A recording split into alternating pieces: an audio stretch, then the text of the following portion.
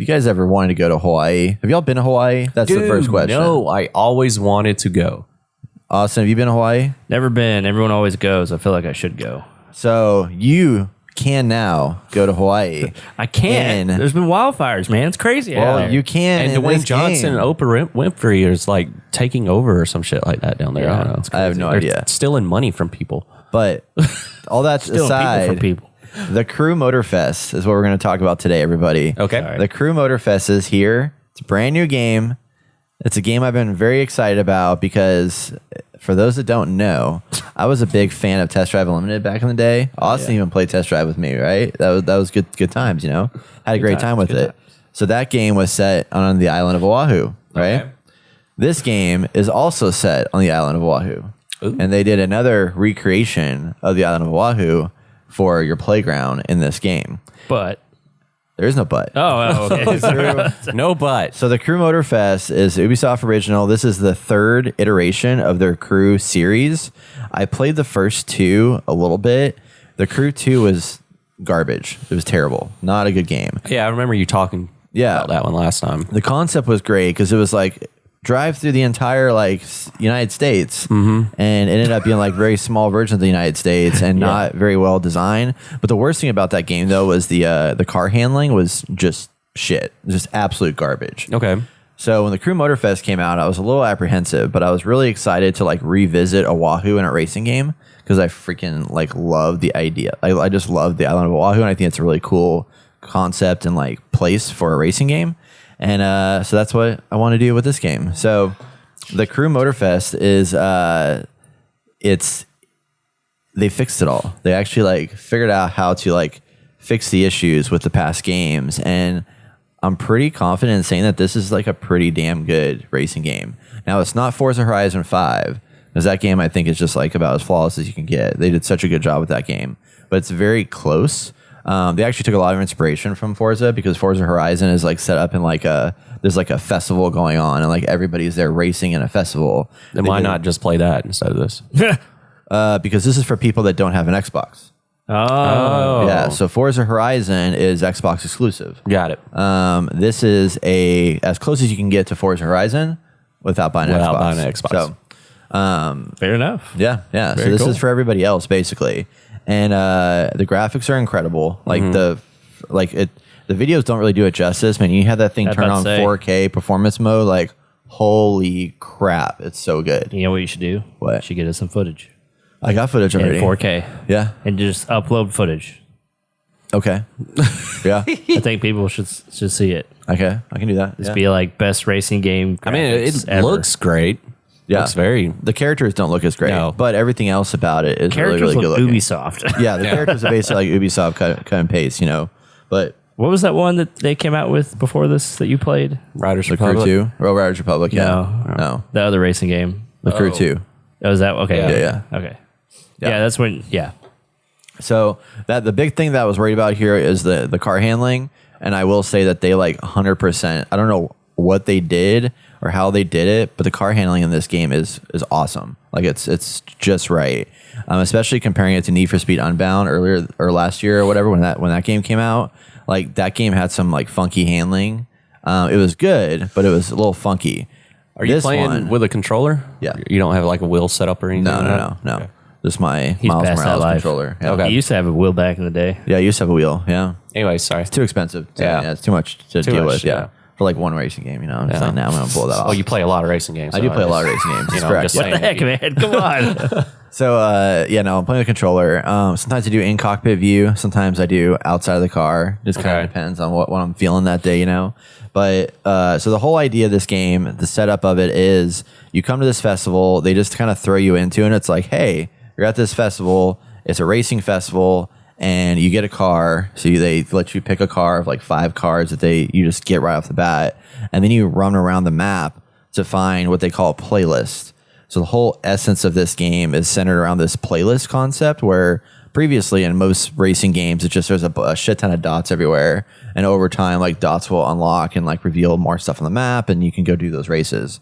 Well, these are basically like themed race series things. So like each playlist is like roughly 8 races probably. 8 to 10 races. And the playlist has a unique identity and personality to it. So like these guys right now are watching a nighttime Japanese inspired playlist, which is all like night racing. So it's almost like Mario Kart with their racetracks.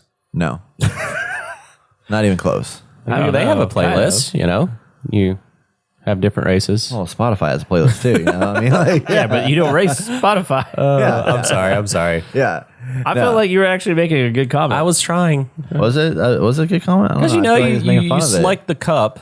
Yeah. Which one you You want to go through race. the And you go playlist. through the playlist of it. Oh, And it's okay. like- Okay. I see what you're saying. Okay. I thought you were just being like snarky over here. You No, know? I wasn't like, trying to be snarky. I was trying to compare it to something. I know you, Jason. You know, I don't know. I mean, it was slightly snarky. No, yeah, that's actually. Oh, it true. was 100% snarky. Yeah. Well, and you know, it had It a bunch of actually is beautiful kinda like that, colors. though, and it had yes. things in the sky.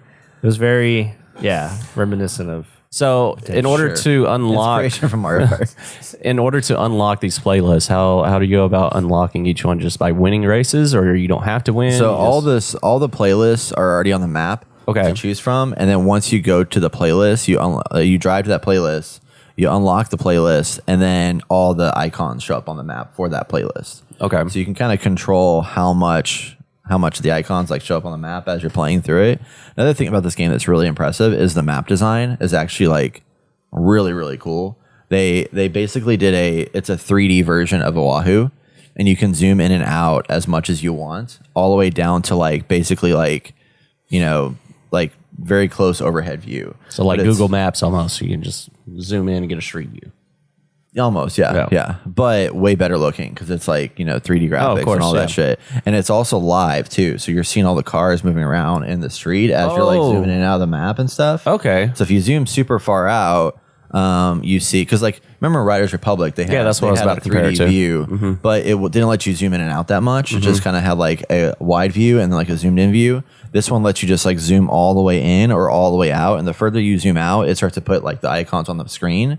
But when you get in closer, the icons go away. So you can just kind of like preview the landscape and stuff like that from like a top down view. The other thing that's also interesting about this game that's still here, but one of the few negatives about the game is this carries over from the crew 1 and 2 the ability to also do not just driving on the road, but planes and boats. So you can like with the press of the joystick, switch to a plane and automatically turn a plane, just take off flying. So And then Riders you can Republic. do it. Yes, that. Well, the Riders Republic took the idea from. Actually, no. Steep is the first one that did it. Oh, Steep was the first game that did that kind of like shifting thing, and then the crew took that influence and put it in their games. So every crew game has always had this like boat, plane, car thing. But what I don't like though is that there's really only one playlist that caters to the boats and the planes, and it's all jumbled together into that one like 8 thing playlist. So planes and boats like really aren't the lead here in any capacity. It's really focused all around the cars, which is cool, but I just wish because the features are there, that they would have like leaned into that a little bit more. But I'm hoping like as the game progresses, they're going to bring out, because they're going to update this game with like more playlists on a regular basis and more cars and all that stuff. So they're treating it a little bit like a live service game. But it's great. I mean, it's such a good game. The playlists are very different. Some of them can be a little annoying because there's a narrator that's usually like kind of telling a story. And there's a few of them where I'm like, okay, this guy's like driving me bonkers. Kind of like Riders Republic had the main character, Brett, unfortunately, who was very annoying. They modeled it very well after Brett. But in this one, like there's one playlist you can do that's called there's one playlist in here called the Oahu like scenic tour or Hawaii scenic tour. And it's basically just 8 races that you don't have to like win. You just like drive around and they are narrating like history of Oahu, which is kind of cool. So that guy's pretty good because he's like a legit like Hawaiian. So he like speaks in like Hawaiian at first, and then it's like translated, and then he like as you're racing will like narrate the thing. But there's like, you know, IndyCar kind of races. There's like super fast street car races. There's one that recognizes like the history of Porsche that you can like run through called the 911 Legacy. And each one just has like a different vibe. There's a classic car one that doesn't give you a map, where you just like drive around and you have to like look for pictures, like milestone photos to like know where to turn and stuff like that. So there's a lot of different like variety in the in the racing, which I think is pretty interesting. Is there a goal to this game? Is there like a story or something like that with it, or just No, it's just it's just jump in? And race? Jump in and race and complete challenges and You are the story. unlock the You are progression the and story. stuff. Yeah, you're. Okay. I mean, you're playing in this festival, and there is the more you win, the more money you make, the more renown that you get to be the best driver in the festival kind of thing. But the story is not as much there. I mean, there's little mini stories, as I mentioned, for the playlist, but there's not like a broad overarching story here. This is what they do in Europe. They just shut down like some towns to make a track so people can drive, and They actually everyone do that, loves yeah. it. Yeah, Yeah. everyone's Yeah. like, "Yeah, we're doing the whole That's what they're doing in Vegas. race festival." Yeah. Oh, really? They're shutting the whole town down? That's a real track though. They like built a track. Yeah. They don't have real When tracks. they in do Le Europe. Mans though, that's what Le they do is they Mans. shut down the roads and stuff. fancy. Yeah. Like, how do they play it? Like, can you imagine someone wrecking out and just toppling a building on accident?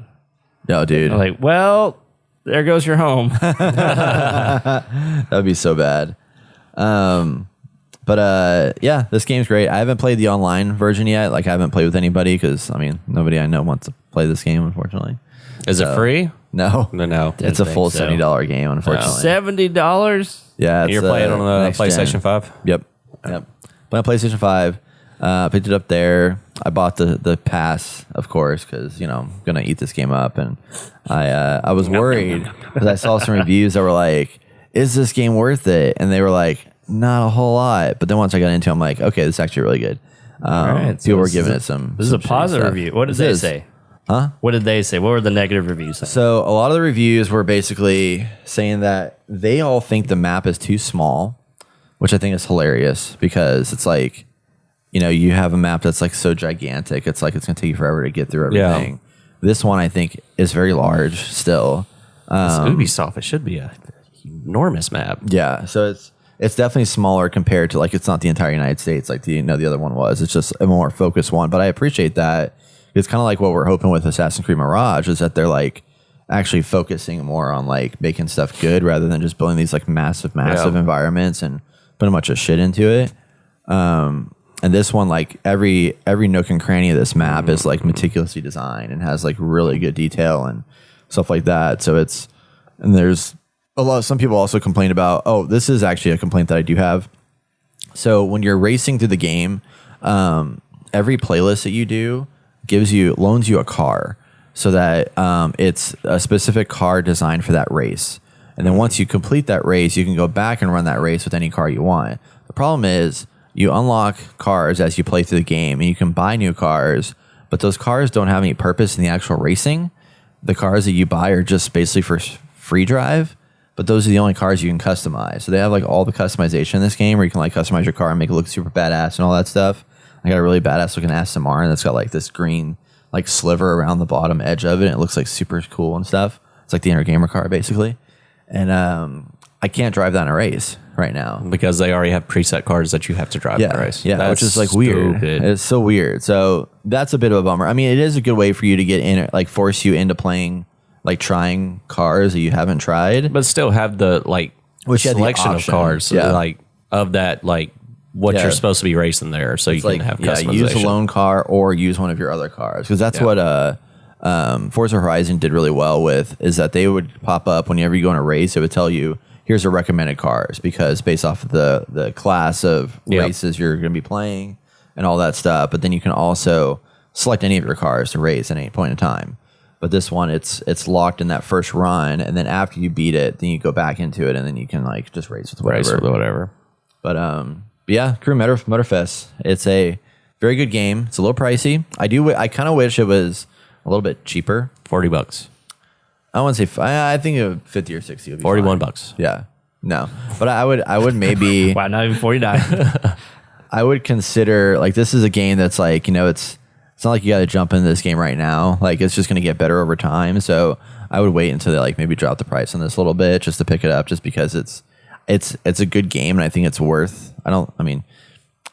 $70 is a little bit more than I would want to spend for the what's here kind of thing. But it's an awesome game otherwise. Like having a blast with it. Highly recommend if you like racing games. This is surprisingly one that's worth jumping into with Ubisoft. So All right, cool. Very cool, Brett. Yeah. What are you doing, Jason? You're staring at me like I'm listening. okay. I mean, I'm you not just, you got doing this anything. face I'm just of- listening. Besides Crew 2, I mean, I think you liked every other racing game. No, I didn't like. What was the other one that I played? Destruction All Stars. Oh, that one was not good either. That wasn't really racing, though. But yes, it was a car game. There was Dangerous Driving. I think I played. Wasn't very good. Twisted Metal. Twisted Metal is probably good. Oh, we're gonna talk about Twisted Metal later know. on. Get That's why I ready. said it. Yeah. No, yeah, you're right. Probably. I mean, there's not many that have been like terrible, but Well, I mean, it's the same concept over and over again. You're just racing. it's very unique for sure. Yeah. I love it. I love it. Yeah. But it's fun. If you like racing games, pick Okay. it up. Pick it up. The Crew Pick it Motorfest. Motorfest of Crew.